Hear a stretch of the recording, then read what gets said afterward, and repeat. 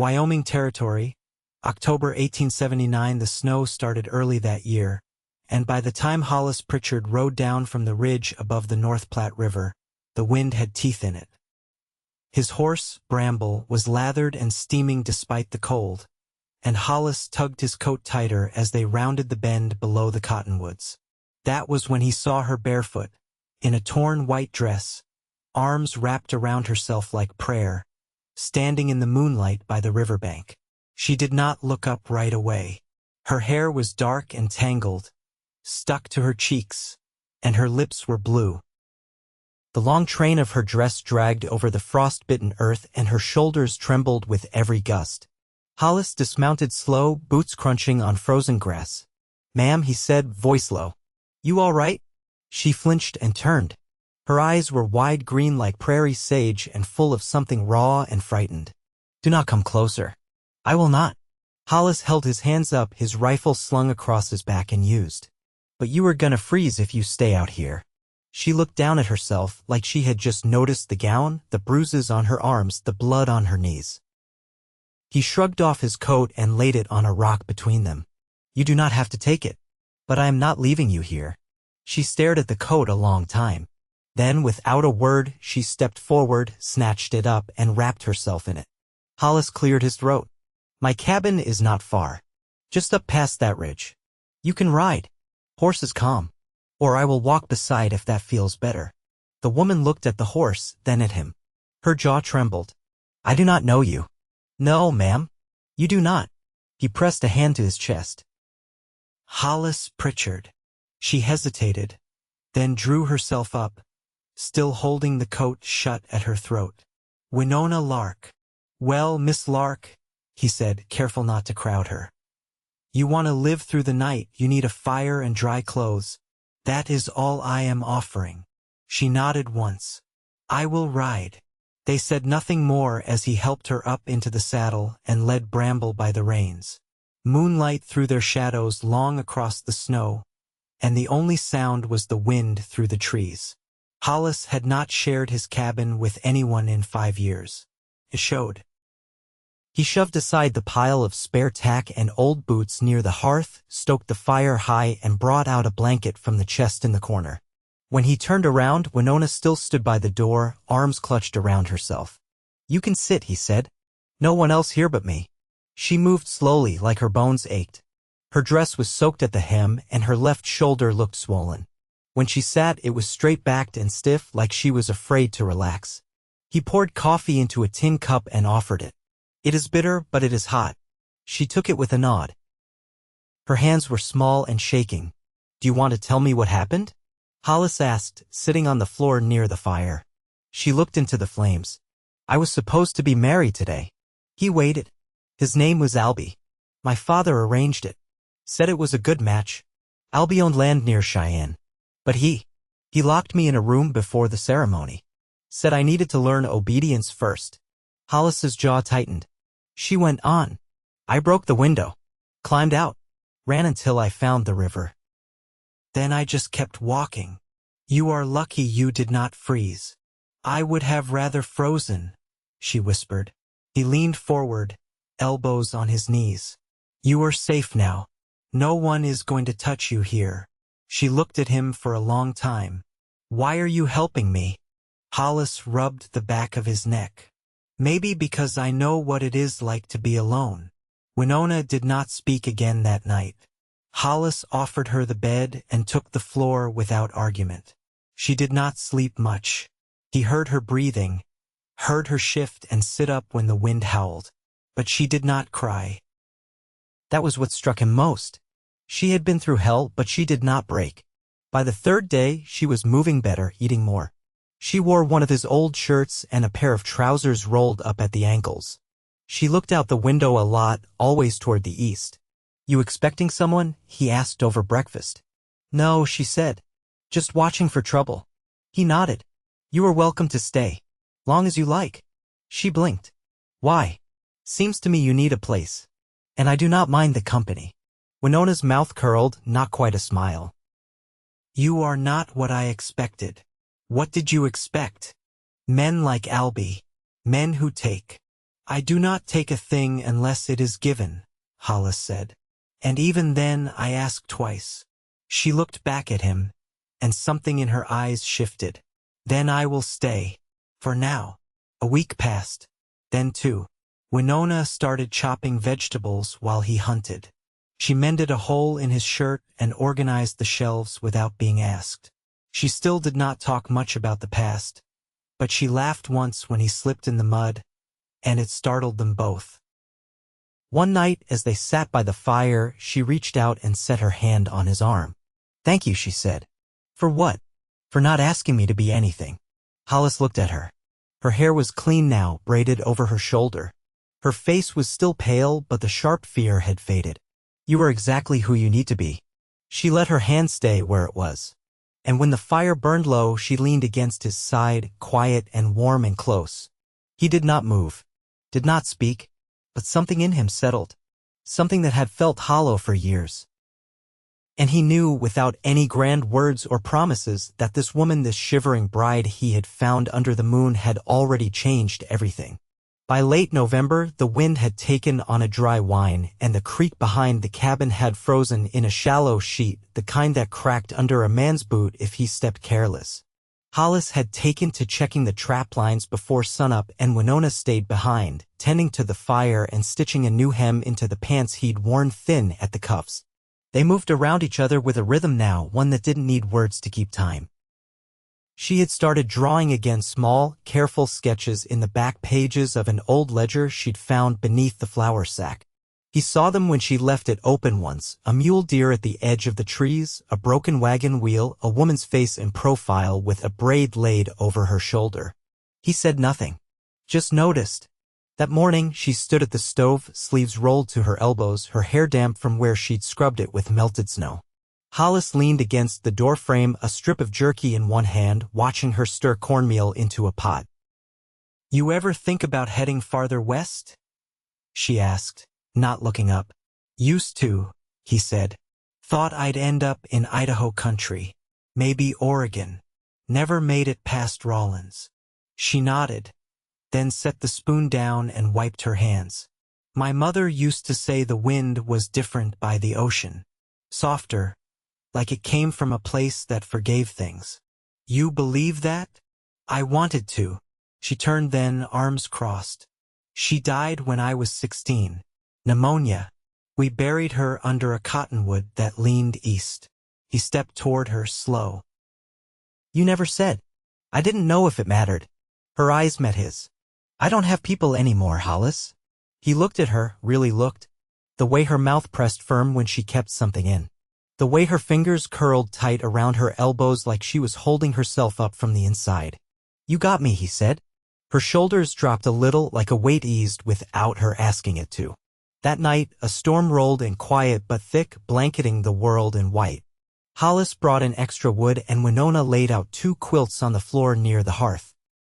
After supper, they sat close, her legs curled beneath her, his stretched out before him.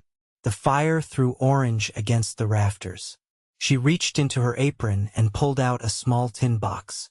Inside were 3 colored threads, a bent thimble, and a square of white muslin. In the center, she'd sewn a single bluebird. "When I was little," she said, "I thought if I stitched something into cloth it'd stay real." He took the square from her hands and turned it over, feeling the work in the thread. "It's real enough to me." She watched him a moment, then leaned her head against his arm. "I haven't been touch gentle in a long time." "I can wait," Hollis said. "I'm not asking you to." He looked down at her, her face sleepy warm from the firelight. "You sure?" She nodded once. "You've already waited long enough." He didn't kiss her at first, just pressed his forehead to hers, breathing her in like she was a memory he hadn't earned yet. Then, when she tilted her chin, he met her mouth with his, slow and quiet like the snow outside. Later, when they lay under the quilts, her back tucked into his chest and his hand wrapped around hers, neither of them spoke. The silence was full, not empty. And unlike before, it didn't echo. In the morning, the world outside the window was white and still, and inside the cabin, the only sound was the soft rhythm of 2 people breathing the same air. The days slipped into a rhythm shaped by small, necessary rituals. Hollis brought in water from the well each morning, the bucket handle biting through his gloves, while Winona folded the bedding and checked for drafts around the doorframe. She'd started lining the walls with strips of calico she'd found in a trunk under the bed, patching the cold out with her hands and quiet focus. One afternoon, while the light was sharp and low, Hollis returned from checking the snares with a rusted tin lunch pail swinging from his belt. He set it down on the table and opened it, revealing a smooth agate stone, a feather, and a single bent horseshoe nail. Winona raised an eyebrow. "That your idea of treasure?" He shrugged, pulling off his gloves. "Used to collect things when I was a boy. My mother called it keeping signs. Said some things wanted to be found." She ran her fingers over the agate, the surface cool and marbled. "Do you think that about people, too?" "Sometimes," he said. "But most folks just pass through." She looked at him then, steady. "I'm not passing through." He nodded once. "I know." Later, while she kneaded dough with her sleeves rolled high and flour dusted across her jaw, Hollis brought in a canvas sack from the shed. He set it on the floor, knelt, and began pulling out lengths of pine trimmed and notched. "What's that for?" she asked. "Rafters for the lean-to out back," he said. "Thinking of building it up proper. Could use the space." She wiped her hands and stepped over, brushing her fingers along one of the beams. "You plan on staying here another winter?" "I do." "And after that?" He leaned back on his heels, looking up at her. "Depends if you're still here." Winona didn't answer at first. She just crouched beside him and picked up a beam, turning it in her hands. "If I had known what peace felt like, I would have run sooner." "That why you're drawing again?" he asked. She glanced at him, the corner of her mouth lifting. "I stopped because it made me feel. Now I can stand it again." The next morning, Hollis found her in the field behind the cabin, bundled in his old sheepskin coat, sketchpad balanced on her knees. She was drawing the stand of dead trees that leaned east, their bare limbs tangled like old hands. He didn't interrupt, just watched until she looked up. "You always watch people like that?" she asked, closing the book. "Only when they're doing something worth remembering." She stood, brushing snow from her skirt. "There's a fair in Casper next spring. I used to go with my mother. They hung quilts from the rafters of the Grange Hall and the horses wore ribbons in their manes." "You want to go?" he asked. Winona hesitated. "I'd like to see what it feels like to be part of something again." He nodded. "Then we'll go." That night, she placed her sketch pad on the shelf above the bed next to the agate and the feather. The nail she'd hammered into the doorframe bent just so. "Keeping signs," she said. Hollis reached for her hand, rough palm against hers. "I reckon we're making them, too." They lay down together, the fire low, the wind outside pulling at the eaves. Her head rested against his chest, and his arm curved around her like the shape of shelter. "I don't feel like I'm waiting anymore," she whispered. "You're not," he said. "You're home." And she was. Not because she'd found safety, but because she'd let herself stay. Because he had made space for her in all the quiet corners of his life. Because they had stopped aching alone. And nothing about it was sudden. It was simply true. The morning sun fell soft across the cabin floor, filtered through frost-laced glass and the pale gauze of low-hung clouds.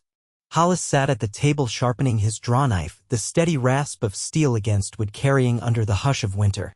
Winona stood by the window with her arms folded, watching a pair of elk pick their way along the far tree line. "I dreamed of a train last night," she said. Hollis didn't look up. Where was it headed? Didn't say. Just kept moving. The whistle was clear, though. Like it was calling to something I forgot. He tested the blade with his thumb. "You ever ride one?" "Once. With my father. North to Sheridan. I was small. I remember the smoke, mostly. And the sound under my feet like the earth was trying to catch up." Hollis set the knife down. "Do you want to go back east?" "No," she turned from the window, her face unreadable. "That part of me's gone quiet." He watched her cross the room, her steps slow but certain. She lit the stove without fuss, struck the match with a flick of her fingers. It was something he noticed, how little she wasted. No movement without purpose. No words unless she meant them. "I was thinking," she said, "about the old shed behind the slope. The one with the broken roofline. What about it? If we cleared it out, braced the frame, it'd hold a press. Or a loom. He tilted his head. You planning to start weaving? I might. She met his eyes. A woman in town used to take orders from the fort. Wool blankets, saddle pads. Paid fair too. Better than taking and mending. You want help with it? She smiled slow and real, not out of politeness. I'd like that. That afternoon, they walked the ridge above the shed, the snow brittle underfoot and full of hidden stones. Hollis pointed out where the supports had bowed, showed her how the wind funneled in from the north. Winona crouched to run her hand along the base beam, frowning at the rot streaking the grain. We'll need new sills, she said. That cottonwood behind the barn might work. If we cut it clean. He looked at her, the flush in her cheeks from the cold, the way she didn't flinch from the work. You ever split timber before? No. But I've watched. Hollis nodded once. Then we'll do it together. By dusk, they had cleared the inside of the shed down to bare dirt. Winona pulled a rusted horseshoe from beneath the floorboards and turned it over in her glove. You think this was luck for someone? She asked. Maybe, he said. Or maybe just lost. She tucked it into her coat pocket without comment. Inside the cabin, they warmed their hands over the stove while the stew simmered. Hollis poured her a tin cup of broth and sat across from her at the table, the lantern between them casting a gold circle around their hands. I don't miss who I was before, she said quietly. He took a sip, watching her over the rim. Who were you? Someone who waited to be given permission. Hollis set his cup down. I've never seen you ask for that. She reached out and pressed her palm to his. That's because you never asked me to. Outside, the wind rose again, tugging at the corners of the roof. But it didn't feel sharp anymore, just something that passed through. He didn't speak again that night, just held her hand until the stove dimmed and the cabin settled into quiet. And when she leaned her head against his shoulder, he turned toward her, pressing his lips to her temple with a care that held weight.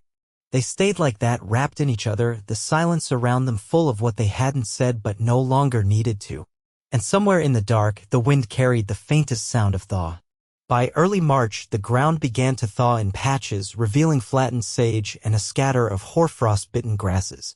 The air had a different weight to it, something looser, like the land itself was exhaling after months held tight beneath snow. Hollis came in one morning with the cuffs of his trousers soaked and a flush in his face that had nothing to do with cold. Willows budding along the creek, he said, hanging his coat. Won't be long now. Winona set a bundle of calico scraps on the table. I want to plant something this year. Beans, maybe, or carrots. He nodded, brushing damp from his sleeves. We can dig a bed by the east fence. Gets good morning light. She looked up from the fabric. You think it's too soon to start building the loom? I think if we wait for perfect weather, we'll miss it. They worked side by side that afternoon, setting the new sill beams into place beneath the shed's frame. Winona held the chisel while Hollis drove each peg flush, their shoulders brushing now and then as they moved around the timber. Her braid caught the sun when she turned, and he reached to tuck a loose strand behind her ear. You ever think how strange it is? She said. How quiet good things arrive. He wiped sweat from his temple with the back of his hand. Not strange. Just honest. That evening, they sat on the porch steps, the sky low and copper-colored, the land beyond them still and waiting. Winona traced the grain of the wood beneath her with her thumb, thoughtful. I wrote a letter, she said, to my father. Told him I'm not coming back. Told him not to look. Hollis didn't shift. You want to send it? No. I just needed to say it. He reached for her hand, his fingers closing around hers. Then that's enough. The next week, they walked to the trading post 3 miles down the old military road. Winona carried a list folded in her apron, and Hollis hauled a sack of beaver pelts slung over one shoulder. The road was rutted and soft in places, the kind of mud that clung to boots and wheels alike, but neither of them complained. They passed a traveler with a mule cart near the junction, And Winona paused to admire a bolt of indigo cloth tied across the back. "Reminds me of my mother's shawl," she said after they'd moved on. "She wore it to gatherings. Said it made her feel like she had something of her own. You want to bring a piece of it back?" She looked at him, surprised. "You'd let me spend the credit on that? It's your life now too. I want you to shape it." She didn't say anything just then, but later, after they'd returned with flour, a spool of linen thread, and that same bolt of indigo packed carefully atop the load, she pressed a kiss to his jaw while he was stabling the horse. He stilled, then turned toward her, brushing his knuckles along her cheek. "You keep doing that," he said. "I won't get anything finished. Maybe you don't always have to."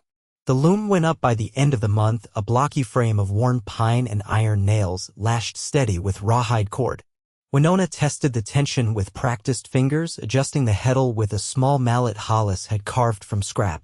She didn't say much during those afternoons, but her expression took on a quiet focus he hadn't seen before, gaze narrowed, mouth set in a soft line of concentration.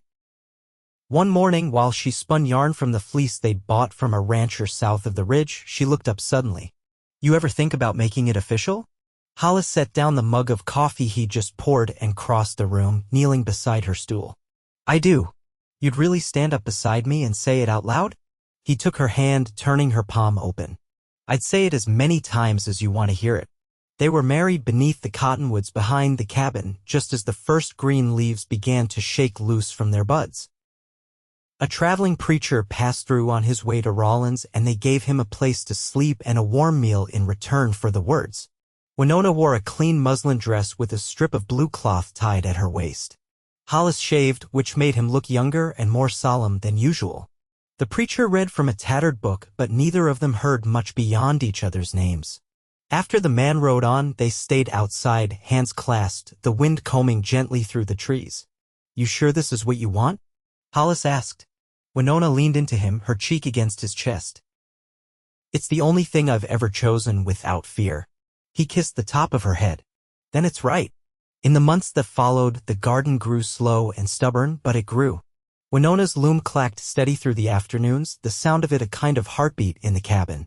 Hollis built a fence around the back pasture, and they took in a stray dog with a crooked tail who guarded the henhouse like it was sacred ground. By winter, they'd filled the cabin with hand-woven blankets, jars of dried beans, and the kind of silence that needed no filling. When the nights grew long again, they sat by the fire, her legs tangled with his beneath a quilt she'd made, his hand resting easy at her hip. "I used to think I'd never belong anywhere," she whispered once, eyes on the flames. "You belong here," he said. "With me." And she did. Not because he'd given her a place, but because they'd made one together, shaped from bent timber and quiet mornings and the promise of days still to come. Years passed. They never left the land. There was no need. They built a life slow and strong as the bones of the wind-worn hills around them. And when people came through, travelers and neighbors and lost souls alike, they always said the same thing, that the cabin felt like peace. Like something had held fast through the storm. And it had. Two lives bound not by rescue or need, but by the kind of love that rises from shared work, deep trust, and the simple, enduring choice to stay.